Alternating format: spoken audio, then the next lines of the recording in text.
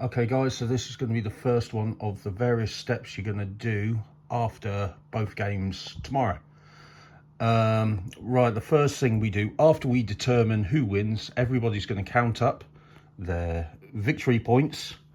And then once the winner's decided, the winner gets an additional 5 victory points. It's like that for every scenario. And then you're going to add up the glory. Now remember to go through the glory with your opponent before you start, just so you're aware of what deeds are in play for your game. But remember, it's only the person who does that action first that gets it. So just keep a sort of good reminder of who's scoring what throughout the game, and you're going to have your glory. Then we're coming up onto the post-game campaign. So the first thing we do is need to work out our casualties. Now, in this scenario here, you can see I got my arse handed to me, and I have a total of 5 casualties, one of which is a glory point mercenary, 3 of which are normal soldiers, none with 2 of my pilgrims, and then my communicant, who is an elite.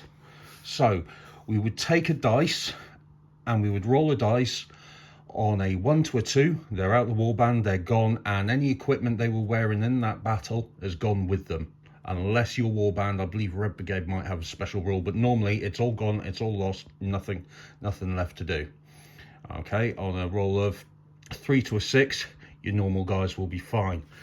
We aren't going to roll first for our mercenary because he's with glory points, and we've already said that glory points are going to be for everlasting. So if Sebastian was to die, I would just hire another one that looked like him. I would still have his glory, doesn't make a difference. So there's no point rolling for your guy with glory. Okay, so I'll be rolling for each person as it came on. Once I've rolled for them, I'll go to the next one and to the next one. So for the nun, I would roll and I would get a 1 and she's gone.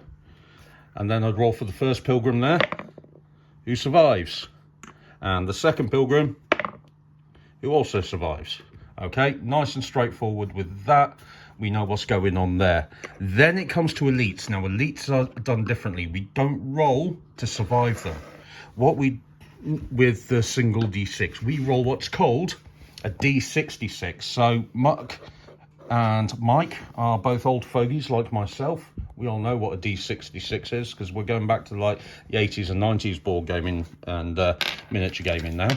But a D66 is where you roll 2 dice or 1 dice separately, 1 representing the 10s. So if you have 2 different color dice and 1 representing the units. So if I was to roll this, for example, I say, right, my black dice is representing 10s, my purple dice is representing my units. I would roll the 2 together. The 10s is a 4, which becomes 40. The purple is a 2, which becomes 2. So my result is 42. So good for me, that would be a full recovery. Anything from 36 to 62 is a full recovery. No scars are gained. If, however, I scored, say, in the low 1s or 2s for my 10s, chances are the scar I'm gaining is going to be nasty. However, if you score 63 to 66, you're going to get something awesome. Now, remember, your guys, on the 3rd time, they would get a scar, so they don't get full recovery. So the first 2 times they would roll. On the 3rd time you roll, if it's anything that isn't a full recovery, that is how your elites will die. They'll be out of the warband at that point, unfortunately. You can choose to voluntarily ditch them from your warband if they have 2 scars already. Okay, because sometimes scars can affect things. There's certain ones where you've got to roll a dice every game you're in, and in a roll of 1 or 2, they don't get to play in that game, which really sucks. So yeah, you've got to be checking for that. But that is how we do casualties, and for both normal troops, elite, and as I said, no point for your glory guys.